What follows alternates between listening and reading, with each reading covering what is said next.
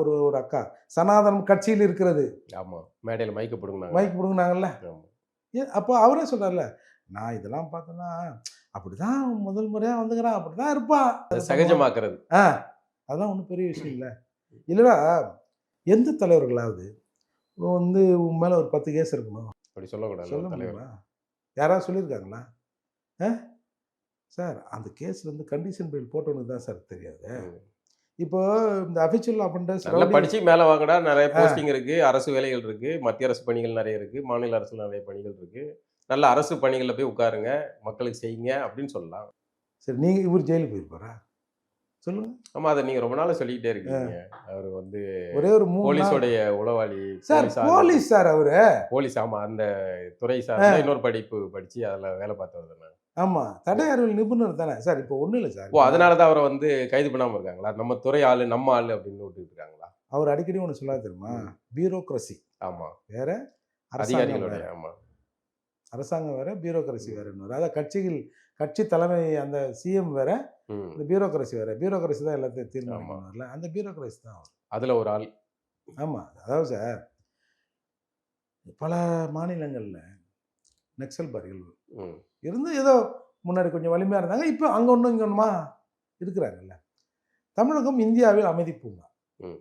அப்போது இந்த அமைதி பூங்காவில் பலர் வந்து தமிழகத்தை குறிவைக்கிறோம்.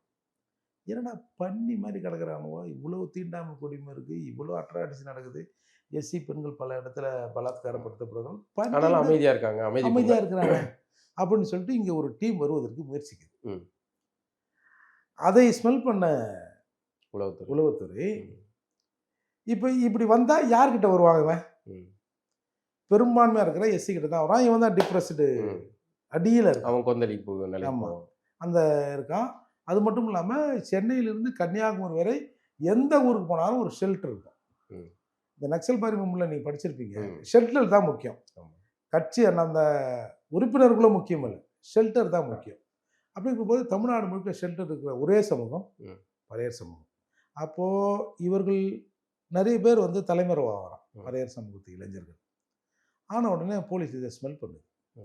ஸ்மெல் பண்ணி இதை எப்படியும் விடக்கூடாது அப்படின்னு நீங்கள் அந்த காலத்து மேடைகள்லாம் பார்த்தீங்கன்னா ஒரு 100 ரூபாயை மாற்றி வச்சிங்கன்னு ஒரு 10 பேரை நாங்களே மேடையில் ஏற்றுவோம்.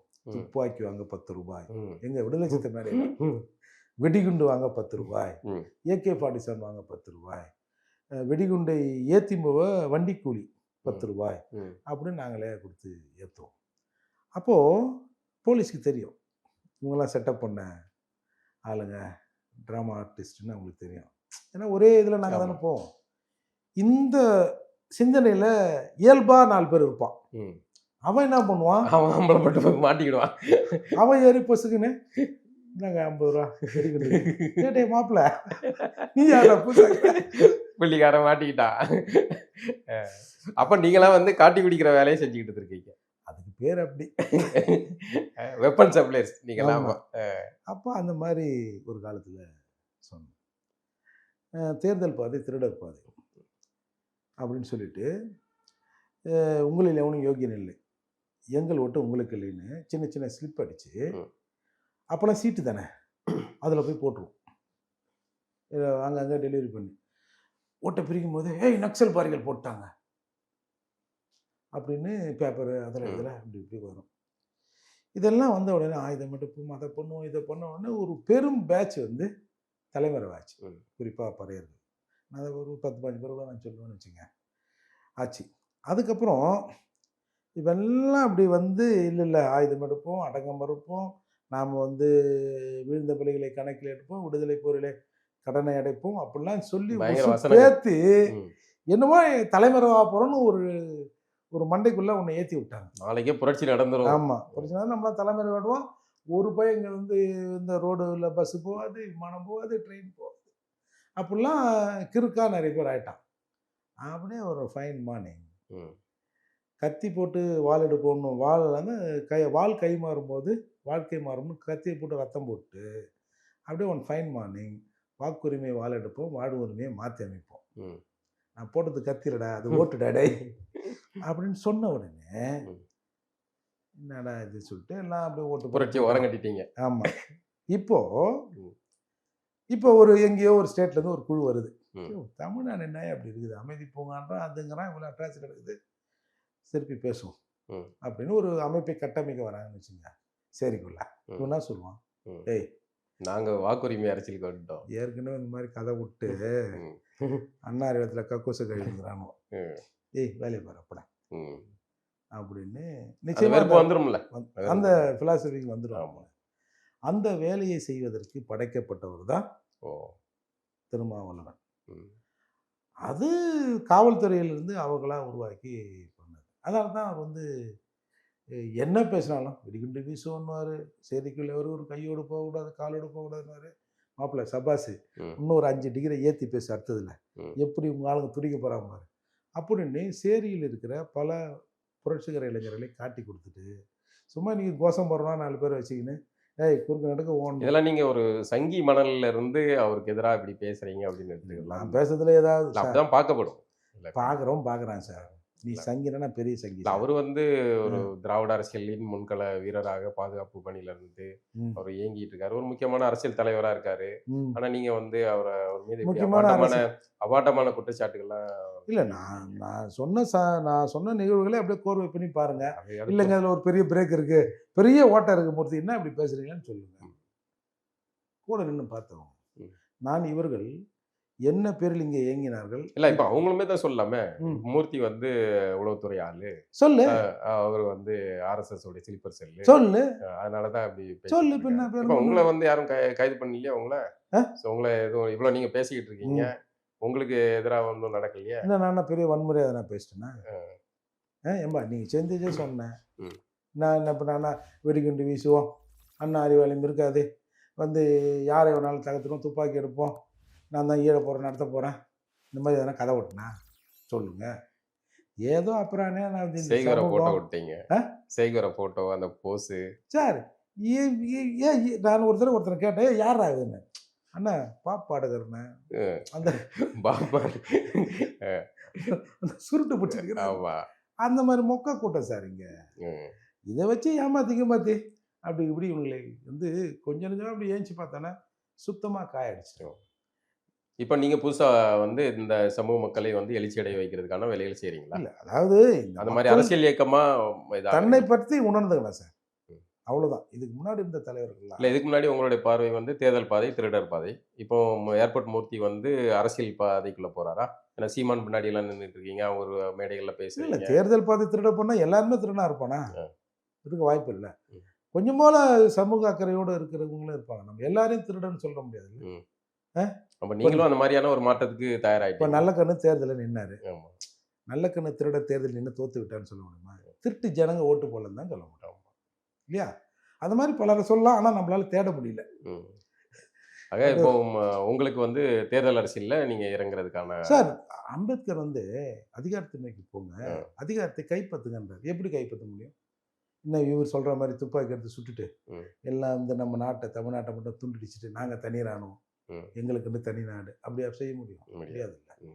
அப்போ ஜனநாயக ரீதியாக இந்த தேர்தல் பாதையில் தான் இந்த சமூகத்திலிருந்து ஏதாவது ஒரு மாற்றத்தை உண்டு பண்ண முடியும்.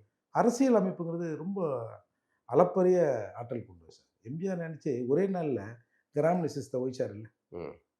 இப்போ பேசுகிறாங்க முதலமைச்சர்னா ஏப்பா எல்லாம் நடத்தாம்பா செய்யும்.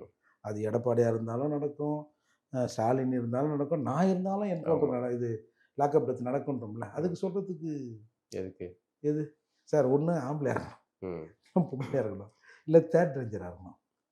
ஐடென்டிட்டியே இல்லாமல் ஒருத்தர் இருக்காங்கன்னா எப்படி சார் அரசியல் இருக்க முடியும்? யார் இருந்தாலும் இப்படி தான் இருக்கிறாங்கன்னா அது என்னது அது?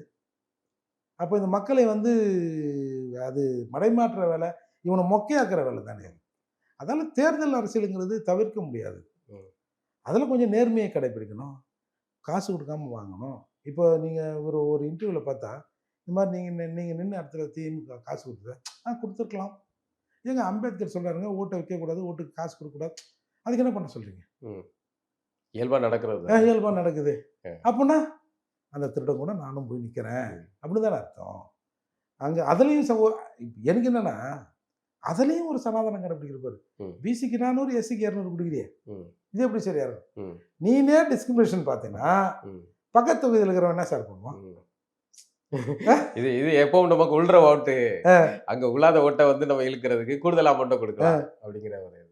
இல்லை அதுலேயும் சார் சார் நீ நீ இவங்க 400 அவங்க எஸ்சிக்கு 400 கொடுன்னா பக்கத்து ஊரில் 400 கொடுத்தா என்ன இங்கே வந்து நீ வந்து 200 கொடுக்குற அப்படின்னு கேட்கறதுக்காவது ஒரு வாய்ப்பு இருக்கும்ல எஸ்சிங்களுக்கு. அப்படி நீ சனாதனத்தை நீனே கடைப்பிடிச்சிட்டு இந்த பொங்கையானவங்களாம் ஊரில் பெருமனுஷங்கிட்ட போய் நிற்பானு தெரியுமா, அந்த மாதிரி உங்கள் எம்பி எம்எல்ஏலாம் அங்கே போய் நிற்கிறது, ஜெயிச்சா போய் பொன்முடி அம்மா வீட்டு காலில் விழுந்தெல்லாம் வந்து நீங்கள் வந்து வாங்குறது சனாதனத்தை பற்றி வெளியில் வந்து பேசி சார் அதாவது ஏதாவது ஒன்று பேசணும், எவனுக்கும் பிரச்சனை இருக்கக்கூடாது. இல்லை இப்போ இது அவர் அந்த முருகர் மாநாடு நடந்துச்சு இல்லை மதுரை, அது இயல்பா சட்டம் இல்லாமல் அமைதியாக நடந்திருக்கும். அதுக்கு முன்னாடி இவர் வந்து மதசார்பின்மை காப்புன்னு ஒரு இதை இப்போ நீங்கள் சொல்கிறத பார்த்தா வந்து அவங்களுக்கெல்லாம் இவர் மறைமுகமாக உதவுறாரு. சொல்லட்டுமா, பிஜேபியோட அம்பாசிடர் திரும்ப தான். ஓ ஆமாம், அந்த மனுஸ்மிருதி அந்த புத்தகத்தெல்லாம் அச்சடித்து ஊரெல்லாம் விநியோகம் பண்ணாங்கல்ல, அது எவனோ ஒருத்தன் படிச்சிருப்பான், எங்கேயோ படிச்சிருப்பான், அது பொதுவில் நடைமுறையில் இல்லை சார். அது அம்பேத்கரை அசிங்கப்படுத்துற மாதிரி இல்லை. அம்பேத்கர் சொல்கிறாரு ஜனவரி 26, 1950 இந்த சட்டம் அதற்கு முன்னால் 60 நாட்களுக்கு முன்னால் வந்து பார்லிமெண்ட்டில் வைக்கப்பட்டு ஒன்று ஒன்றா பிக்கி மேஞ்சி ஆராய்ஞ்சி திருத்தி எடுத்து கொடுத்து இது முதற்கொண்டு இந்தியாவில் ஒவ்வொரு அசைவும் இந்திய அரசியல் சட்டத்தின்படி நடக்கும். திருட்டு போய்கிட்ட சட்டத்தை கொடுத்துட்டு இல்லை வந்து சனாதனம் தான் ஆளுது. நீங்கள் அதுலேயும் குறிப்பாக நீங்கள் எந்த பார்ட் எடுத்து கொடுத்தீங்க? நீங்கள் அந்த புக்கை படிச்சிங்களா? அதற்கு மாறாக 21 பக்கம். அதற்கு மாறாக இந்திய அரசியல் சட்டத்தை என்னென்ன நமக்கு உரிமை கொடுத்துருக்கு நம்ம கடமைங்கன்னா நாங்கள் ஒரு புக்கை வெளியிட்டோம். இருக்கு பய மனநோயாளி பய எழுதி வச்சா அதை வந்து நம்ம பண்ணக்கூடாது சார். எழுதி வச்சதாக சொல்லப்படுகிற ஒரு சமூகத்தில் இருக்கிற ஒரு பெண் கிட்ட கொடுத்தா கூட செருப்பு கட்டி நாயா எந்த காலத்தை வந்து கேட்குறேன். சரி, நான் இப்படி ஒன்று கேட்குறேன் சார். சனாதனம் இந்தியா முழுக்க இருந்தா நமக்கு மட்டுமா இருந்தது? இல்லை, இருந்திருந்தால் இந்தியா முழுக்க இருந்திருக்கும்ல. ஏன் இந்தியாவின் வேற எந்த பகுதியிலும் சனாதன எதிர்ப்பு குரல் வரல? ராகுல் காந்தி பேசல? இல்லை, தமிழ்நாடு ஒரு முற்போக்கான மண். அது வந்து சரி சார், நான் வந்து அது எல்லாத்தையும் விட உங்களுக்கெல்லாம் வந்து ஒரு பெரிய திராவிட மடாதிபதி ராமசாமியார் இருந்திருக்காரு. நான் வந்து 60% 70% பேசுறேன்ல சார். சனாதனம் இங்கே இருக்கு, எல்லாத்துலேயும் சனாதனம் இருக்குல்ல. எங்கள் ஊரில் கொஞ்சமாக இருக்குது, அப்படி கூட எவனுமே ஏன் பேசலை? இது யாராவது கேட்டோமா? இந்தியா முழுக்க சனாதனம் இருந்திருக்கணும்.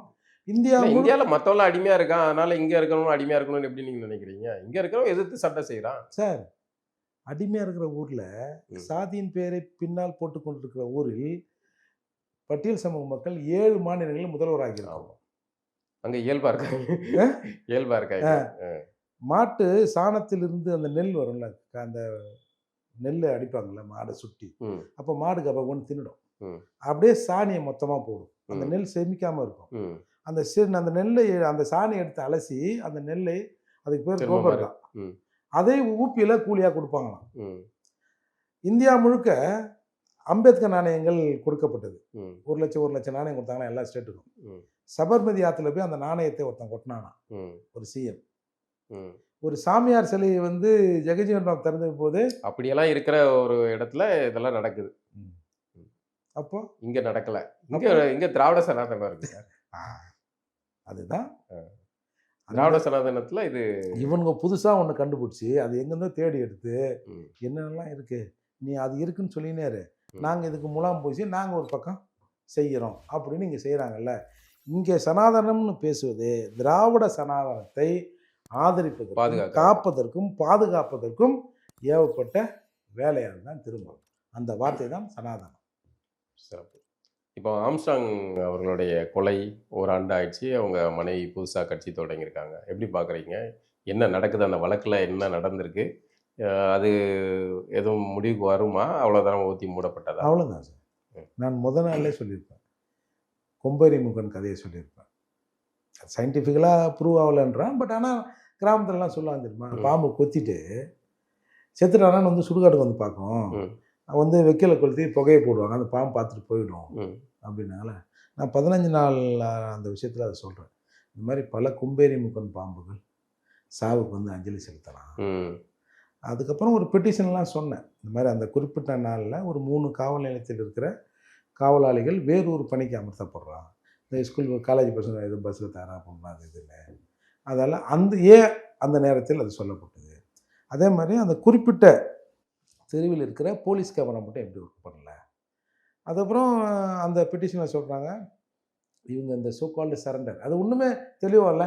சரண்டர் ஆனாங்களா, பிடிச்சாங்களா, இல்லை துப்பாக்கி முனையில் பிடிச்சி வந்துட்டாங்களா, சேஸ் பண்ணி பிடிச்சாங்களா, அந்த மாதிரி என்ன நிலையில் அவங்கள செக்யூர் பண்ணாங்க. செக்யூர்னு ஒரு வார்த்தையை சொல்லிட்டாங்க. செக்யூர்னா அது எப்படின்னு எனக்கு தெரில. ஒரு ஆர்ப்பாட்டம் பண்ணுறோம், ஏ வாப்பா செக்யூர் பண்ணி வண்டியை ஏற்றுறது, அந்த மாதிரி இருந்தாங்களான்னு அந்த ஒரு கிளியர் கிட்ட வரல.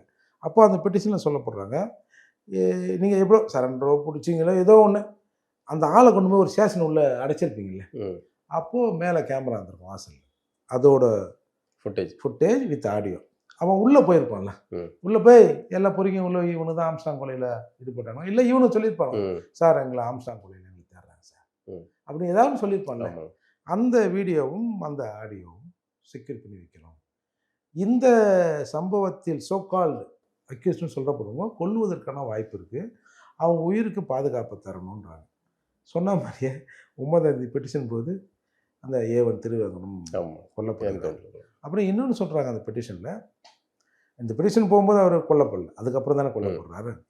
இன்னொன்று சொல்கிறாங்க ஸ்கல் டெஸ்ட்னு ஒன்று இருக்குது. இந்த இவங்க அந்த ஒரு ஆம்ஸ்டாங் அண்ணனை வந்து அந்த பண்ணும்போது மேலேருந்து வீடியோ எடுத்துருக்காங்க.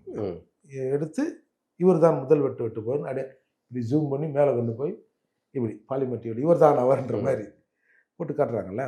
அந்த அக்யூஸ்டுகளை ஸ்கல் டெஸ்ட் எடுங்க, எடுத்தோம்னா சரண்டர் ஆயிருக்கல, அவன் ஸ்கல் டெஸ்ட் எடுங்க, ரெண்டுத்தையும் மேட்ச் பண்ணி பார்த்தா தெரிஞ்சிடும். அது ஒரு சிஸ்டம் வந்து விசாரணையில் இருக்குது, அதெல்லாம் பண்ணுங்க அப்படின்னு ஒரு புகார் தெரியும். ஓவராலாக இப்போ இனிமேல் அந்த வழக்கு அவ்வளோதான் நீங்கள் சொல்கிறத பார்த்தா. அதாவது சார், ஏன்னா இதுக்கு பின்னாடி பெரிய தலைகள், பல தலைகள், பல கைகள் சார். இதில் என்னன்னா எல்லாருக்குமே தெரியும் சார், ஆல்மோஸ்ட் எல்லாருக்குமே இது வந்து இவர் இருக்கலாம், இவர் இருக்கலாம், இவர் இருக்கிறார், இவர் இருக்கிறார் அப்படின்னு எல்லாருக்கும் தெரியும் சார். ஏதோ இன்னொரு தரப்பாவது ஏதோ சிபிஐ வேணும்னு கேட்டிருக்கு. மாயாவதி சொன்னாங்க ஒன்று தெளிவாக சார், மாயாவதி சொன்னது தான் சார் உங்களுக்கு வேத வாக்கு. அந்த அம்மா ஃபர்ஸ்ட் நான் சொன்னாங்கல்ல, மாநில அரசுக்கு தலையீடு இல்லை என்று சொன்னால் சிபிஐ விசாரணைக்கு உத்தரவிடு. நான் என்ன சொல்கிறேன், அவங்க மாநில அரசுன்னு சொன்னது மாநில அரசை மட்டுமல்ல, ஆளுகின்ற ஒரு குறிப்பிட்ட கட்சியும் இல்லை, இதில் எல்லா முக்கியமான நபர்களும் ஒரு சிண்டிகேட் போட்டு தான் இந்த விஷயத்தை செய்திருக்கிறார்கள். அப்படிங்கிற போது ஒருத்தருமே கேட்கலையே. குறிப்பாக தமிழகத்தில் வந்து இந்த பறையர் வன்னியர் இணைப்பு அரசியலை பேசுகிற எல்லாரும் சிக்கல் தான். ஃபர்ஸ்ட் நீங்களும் தான் பேசிக்கிட்டு இருக்கீங்க. அதுதான் ஜெகன் ஆம்ஸ்டாங் நான் என்ன ஒன்றும் நான் ஒன்றும் நாங்களாம். இல்லை அப்போ அந்த பிரித்தாளும் சூழ்ச்சி திராவிடத்தோடைய சூழ்ச்சி இதுக்கு முன்னாடி இருக்குன்னு நினைக்கிறீங்களா? நிச்சயமா சார். வேற இப்போ இந்த இந்த ஒற்றுமை வரக்கூடாதுன்னு யார் பார்ப்பா? திராவிடம் தான் நினைக்கிறேன். இன்னைக்கு பாமக இறங்கி வந்திருக்குல்ல, ஆமாப்பா சேர்ந்து நிற்கணும். சீமானண்ணன் வந்து ஒரு எஸ்சி பஞ்சமி நில விஷயம் சம்மந்தமா பேசுறாரு, எல்லா ஊர் தெரு தலைவர்களையும் கூட்டு பேச வைக்கிறாருல. இது பேச வேண்டிய ஆளுகள் பேசல. சரி, நம்ம அவரை வந்து அவரை தான் நம்ம தான் தள்ளி வச்சோம் வேற ஆளுன்னு, அதெல்லாம் அது நம்ம அந்த பக்கம் போவானே. அப்போ ஒட்டுமொத்த சமூகமும் இணைஞ்சு நிற்குது, ஒட்டுமொத்த தமிழர்களும் ஒரு நிலையில லாபமா நட்டமா நிற்கிறாங்க. இது அதை இழுத்து கொண்டு போகிற ஒரு முயற்சி நடக்குது இல்ல, சக்சஸ் ஆயிடுச்சு, எல்லாம் மாறிடுச்சுலாம் நான் சொல்ல வரல. இப்படி ஒரு மாற்றம் வருது, இப்படி ஒரு பேசலாம் அப்படிங்கிற ஒரு எண்ணம் வருதே வந்து. இப்போ ஏதாவது ஒரு ஊர்ல தகராறுனா நான் போட்டு கேட்கறேன்ல, ஏன்னா அது என்னன்னு கொஞ்சம் பாருங்களேன், உங்க ஆளுங்க ஏதோ பிரச்சனை, அதை கொஞ்சம் போய் பாருங்கன்னு சொல்வதற்கு ஒரு சூழல் இப்போ கழிஞ்சிருக்குல்ல. இது எப்படி கணியலாம்? டேய் நீலாம் வந்து முட்டி மோதி என்னடா தானடா. அதாவது ஒரு பழமொழி சொல்லுவாங்க, ஏங்க நீங்கள் சொல்லுங்கள், என் எச்சப்பால் குடிச்சவன் இவன் தம்பியை எச்சப்பால் குடிச்சவன் நீ எடுத்து பேசுகிறான், நான் சொல்கிறது தப்புன்னா உன் காலில் செருப்படுத்த அடி அப்படின்னு பொதுவாக சொல்லுவாங்கள்ல. அந்த மாதிரி அண்ணாரி வேலைமை உன் செருப்படுத்த அடி, என் பக்கத்து ஊருக்காரன் எப்படி என்னை கேட்கலாம் அப்படிங்கிற சூழல் தான் இங்கே இருக்குதுன்னு அவங்க விரும்புகிறாங்க. அதற்கு நம்ம மணி அண்ணன் சொன்ன மாதிரி 100 வேட்டை நாய்களை அவர்கள் வளர்க்கிறார்கள். அந்த வேட்டை நாய்கள் எவனாவது ஒருத்தன் ஓரமாக போய் இப்படி எட்டி பார்த்தீங்கன்னா நடக்குது உள்ளன்னா வா வா வா வான்னு கொலைக்கும் கிடைக்கும். நாளைக்கு மட்டி ரெட்டைமலை சீனிவாசன் அவர்களுடைய பிறந்தநாள் தானே, அதில் இந்த புகைப்படம் எல்லாம் பார்த்தேன். அதில் வந்து நீங்கள் ஒரு விஷயத்தை கவனிச்சிருக்கீங்களா? பெருவாரியாக மற்ற பிரிவினர் தலைவர்கள் ஆளுமைகளுடைய நிகழ்வுகள்லாம் வந்து முதல்வர் போய் கலந்துக்குவார். இப்போ உங்கள் சமூகத்தை சார்ந்த இந்த மாதிரியான நிகழ்வுகளில் வந்து ஏன் அவங்க கலந்துக்கல? இதுக்கு என்ன காரணம்? இல்லை வேணாம், அவங்க கலந்துக்க வேணாம், அதே நல்லதுன்னு நினைக்கிறீங்க? என்ன இப்போ கலந்து என்ன பண்ண போறீங்க? இல்லை அது மறைமுகமாக அவங்கள வந்து டிஸ்கிரிமினேஷன் பண்ணுற மாதிரி நினைக்கிறீங்க? வேண்டாம், அவங்க என்ன டிஸ்கிரிமினேஷன்? நீனா வந்து எனக்கு என் தாத்தாக்கு நீ வந்து மரியாதை செலுத்த பிறகுதான் எங்க தாத்தா மரியாதைக்குரியவராக இல்ல போட்ட முதல்வர் வர்றது இல்லையே இப்போ. வேண்டான்ற சார் நானு வேண்டாம். இல்ல அவர் ஒரு பொறுப்புல இருக்காரு, அவர் கலந்துக்கணுங்கிறது வேணாம். சரி தானே. அப்போ உங்களுடைய வாக்குகள்லாம் மொத்தமா அங்க கிடைக்குது அப்படிங்கறதுனால முதல்ல எங்க ஆளுங்க வரட்டும். இப்ப சென்னையில 40 லட்சம் 70 லட்சம்னா நீங்க அந்த ரெட்டமலை சீனிவாசன் மணிமண்டபத்துக்கு வர்றது ஒரு மிஞ்சி போனா ஒரு 1000 பேர் அவ்வளவுதான். அது கூட யாராலனா இப்போ இந்த மாதிரி இயக்கம் நடத்துறோம்ல, ஒரு கட்டத்துல இயக்கவாதிகள் யாரும் போகக்கூடாதுன்னா 2 பேர் 3 பேர் தான் போவோம். இதுதான் இந்த சமூகத்தின் எதேச்சான நிலை. இந்த நிலை மாறி நாங்கள் ஒரு 10,000 பேர் 20,000 பேர் வருகிற போது ஆட்டோமேட்டிக்காக ஓடிடுவாங்க. இவன் நமக்கு எதிரான அரசியலை பேசிடுவானோ, 1000 2000 பேர் 10,000 பேர் சேர்ந்துருக்கானோ. நீங்க அப்படி ஒரு கூட்டத்தை திரட்டுறதுக்கான வேலையில இறங்கியிருக்கீங்களா? நிச்சயமா சார். அதான் சார் நீங்க நீங்க நீங்க உங்க மனசை தொட்டு சொல்லுங்க. ஒரு 10 வருடத்திற்கு முன்னால்னா அந்த பறையன் இந்த பறையன் ஏதாவது வாட்ஸ்அப் குரூப்பு இல்லை பேசுறதை பார்த்துருக்கீங்களா? இல்லை. நான் வந்து மெயின் ஸ்ட்ரீம் மீடியாக்களில் போனால் கூட சரி, சம்மந்தமே இல்லாமல் என் பிரச்சனை 2 பிரச்சனை எஸ்சி பிரச்சனை சொல்லுவேன், 2 தடவை பறையன்ற வார்த்தையை சொல்லுவேன். ஏன்னா அதை சகஜமாக்குறீங்க. ஆமாம், ரெட்டமலை நான் சொல்ல இந்த வார்த்தையை வந்து சகஜமாக்கு. நீயே வந்து இது இழிவான சொல்லு நீ நினைச்சனா இது கடைசி வரைக்கும் அப்படித்தான் இருக்கும். சொல்லி வெளியே வாங்க போய் யாரா போறேன், நான் தான் போறேன் என்னடா போ அப்படின்னு சொல்லுங்கிறார். அப்போ இன்றைக்கு பல பேர் நான் அந்த பறையன் இந்த பறையன் அந்த பறையர் பேர் இந்த பறையர் பேரும் வர்றாங்களா, அதெல்லாம் எங்களுடைய உழைப்பு தானே. அந்த கிரெடிட்லாம் நாங்கள் தான் எடுக்க வேண்டியது. அப்போ இது மாறுகிற போது இங்கே எல்லாமே மாறினேன் சார். ஒரு வன்னியரி ஒரு கோனாரி ஒரு பறையர் முடிஞ்சு போச்சு விஷயம். ஒரு சமூகம் வந்து பறையர் சமூகத்துக்கு ஒரு சமூகத்துலேருந்து ஒருத்தன் எதனா பண்ணுறான்னா அவனை குற்றம் செஞ்சவனா பாரு. வன்னியர் ரசிட்டாரு, நாயுடு ரசிட்டாரு, நாய்க்கு ரசிட்டாரு, தேவர் ரசிட்டாருன்னு பார்க்காது. எந்த சமூகமும் அதை வந்து ஒரு காலத்தில் இருந்திருக்கலாம். இப்போ யாரும் அந்த கண்டிஷனில் இல்லை. தனிநபர்களுடைய குற்றத்தை தனிநபர்கள் அதான் அவனை தான் அந்த சமூகத்தில் பிடிங்கி எடு. அவன் அக்யூஸ்ட் ஆகுதான். எஸ்சியிலேருந்து ஒரு தப்பு செய்கிறானா, பிசிஆர் சட்டத்தை தப்பாக பயன்படுத்தி பொறுக்கிட்டீங்கதா, அந்த நாய் அதுலேருந்து தனியாக எடு. ஒட்டு மொத்தமாக அந்த எஸ்சிங்களே இப்படித்தாண்டா அப்படின்னு சொல்லாதீங்க. அதே மாதிரி அந்த சைட்லையும் எப்பா ஒட்டு மொத்தமாக இந்த சாதிகாரங்களே இப்படித்தான்ப்பான்னு சொல்லாதீங்க. ஒரு இணக்கத்தை ஏற்படுத்தும்னு சொல்கிறேன். நல்லது. உங்களுடைய அரசியல் பயணம் சிறக்கட்டும். நிகழ்ச்சிக்கு வந்து கலந்துறதுக்கு ரொம்ப நன்றி.